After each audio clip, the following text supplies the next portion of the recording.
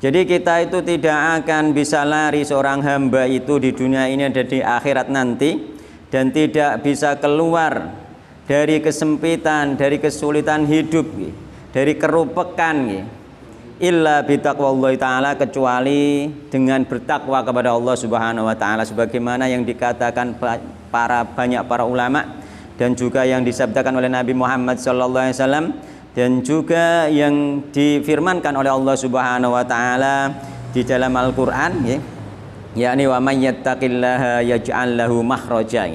Jadi solusi kehidupan itu sebenarnya ada di takwa.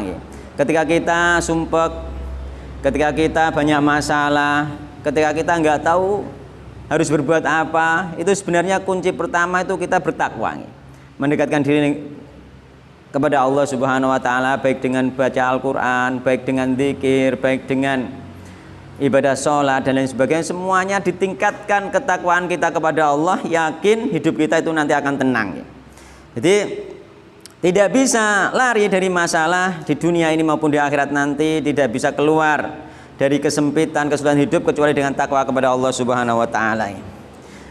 Terus para ulama, fa innat taqwa hiya sababus sa'adah. Karena takwa itu adalah sebab kebahagiaan.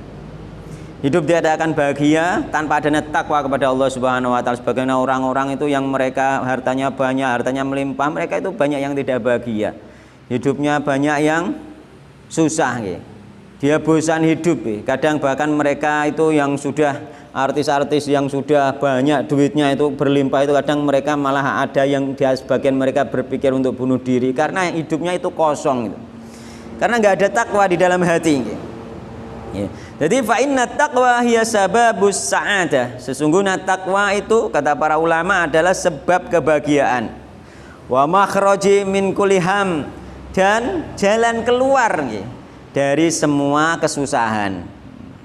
Apapun kesusahan di dunia ini, bahkan nanti kesusahan di akhirat itu akan keluar, akan menemukan jalan keluar ketika orang tersebut bertakwa kepada Allah Subhanahu wa taala. Qala Allah taala, "Wa may yattaqillaha yaj'al lahu makhraja." Wa man, dan barang siapa utahe sapane wong iku yattaqi, lamun bertakwa sapa wong Allah yaj'al, mongko bakal ndadekake sinten Allah lahu kedue man makhrajan ing dalan keluar, akan diberi jalan keluar, wa yarzuqhu min haitsu la yahtasib. Ini sudah terkenal ayat ini, tapi orang-orang itu kadang nek sumpek bingung.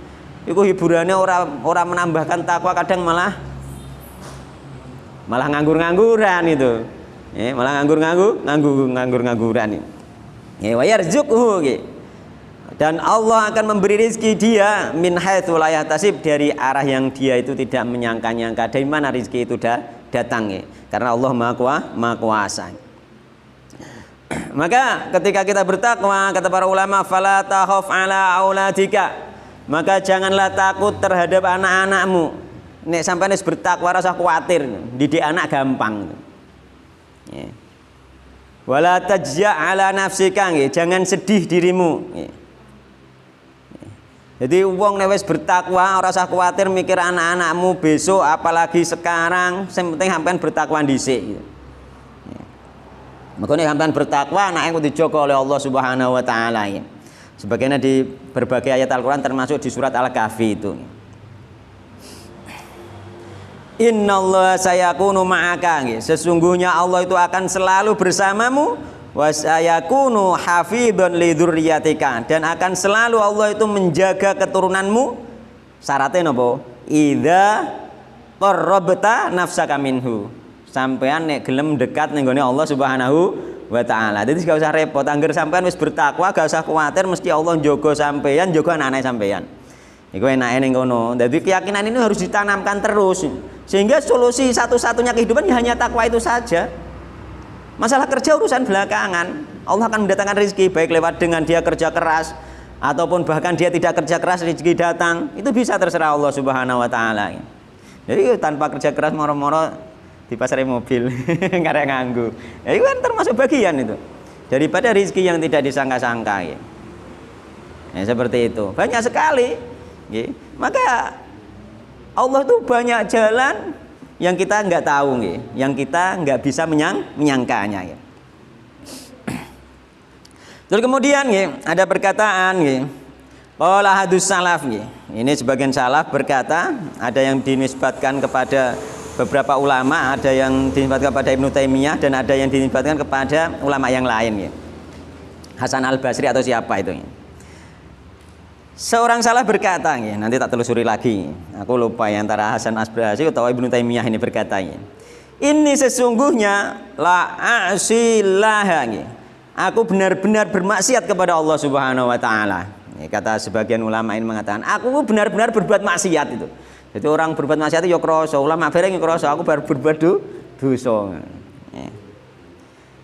Inilah asilaha, sesungguhnya aku telah benar-benar berbuat maksiat kepada Allah Subhanahu wa taala. Fa'aro, maka kemudian aku melihat dzalika sebab aku berbuat maksiat tersebut, aku melihat fi khuluqid dabbati ada perubahan di dalam perbuatan dari tungganganku jarane atau kendaraan ini cara saiki mobilnya malah mogokan bisa jadi atau sepedanya malah mogokan bisa jadi itu akibat dia berbuat maksiat kepada Allah Subhanahu wa taala. Ini sebagian ulama mengatakan seperti itu terjadi pada tungganganku, kendaraanku malah rewel gitu.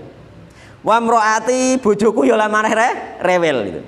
Maka bojo rewel itu bisa jadi bagian dari kita berbuat dosa kepada Allah Subhanahu wa taala. Introspeksi diri. Nah.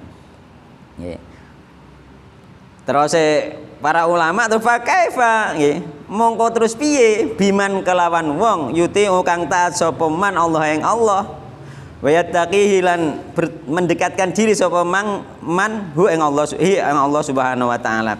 Terus piye efeke ketika orang itu dekat bertakwa kepada Allah Subhanahu wa taala? Efeknya pasti ada. Berbuat maksiat ada efeknya, berbuat taat pasti ada efeknya. Ini yang harus diingat-ingat Berbuat maksiat ada efek, berbuat taat ada efek. Ketika kita berbuat amal soleh, pasti ada efeknya. Itu yang harus ditekankan di dalam hati. Ketika kita berbuat maksiat, pasti ada efeknya. Nah, ini termasuk pesan ulama Sehingga ketika kita ada masalah apapun masalah itu di dunia ini maka jangan lupa bertakwa kepada Allah Subhanahu wa taala, ditingkatkan introspeksi diri, opo sih sing wis tak berbuat dosa. Banyak kadang orang nggak sadar berbuat dosa Kadang gini, termasuk diantaranya termasuk contoh seorang anak itu kepada orang tua, ini wong wis tuwa, itu anak kudu pengertian. Kudu apa jenenge iku, Pak? Apa ngono? Kerosonan apa kerosonan? Peka. Kudu peka. Aku ana contoh Contoh ada seorang tua ketika anaknya mengadakan walimah. Itu orang tuanya bilang, "Cong, aku gak iso rono, Cong, aku gak penak. Nek ning kono kok kesuwen ya aku lara kabeh." Kan ngono. "Iya, Mak, gak apa-apa," jadi. Kan ngono. Jawabannya hanya itu saja, itu menyakiti hatinya. Hatinya sakit. Kenapa? Jarene orang tua ini bilang, "Lho anakku takono kok gak maksa aku kon teko, digekno nggon sing penak. Dimpapakno atau sedelang kok diterno. Kok gak ngono gitu." Itu kita harus peka itu loh. Orang tua bilang seperti itu sebenarnya dia hanya ingin awake kan gak penak gitu. Aslinya cerita awake gak penak aku gak iso rono. Harusnya kan ya wis Mak rono lah sedelolah gak apa-apa tak terno gitu. Utawa tak gaekno tempat sing penak ning kono sing nyaman gitu. Jaluke itu seperti itu gitu loh. Ternyata langsung hatinya itu sakit gara-gara itu. Itu aku sendiri tahu, terusan orangnya yang bersangkutan tak kasih tahu gitu agar memaksa orang tuanya untuk datang. Setelah itu ternyata di hari lain waktu datang memaksa orang tuanya untuk datang. Orang tuanya jadi senang bahagia. Ya ibu ya ayah sama saja itu. Gitu itu loh. Jadi kita terhadap orang tua kadang kita nggak merasa berdosa, tapi kita sebenarnya menyakiti dia karena kita nggak peka gitu loh. Dosa yang tidak disengaja itu namanya nanti itu. Makanya kita kadang bertobat pada Allah, ya Allah ampunilah dosa-dosa yang aku tahu dan aku yang tidak tahu itu. Itu termasuk kadang anak dosa nggak tahu karena dia nggak pengertian itu loh. Harusnya dia pengertian gak apa-apa Mak tak ternong, kok nek kesel langsung tak baleni mulai gitu. Orang tuanya seneng gitu kan. Itu diantara contohnya ya, belum yang kita kadang dosa kadang kita sendiri mengerti bahwa itu dosa gitu. Nah, maka introspeksi diri ketika hidup ini susah, hati ini terasa gundah, introspeksi diri maka kita banyak beribadah kepada Allah Subhanahu wa taala.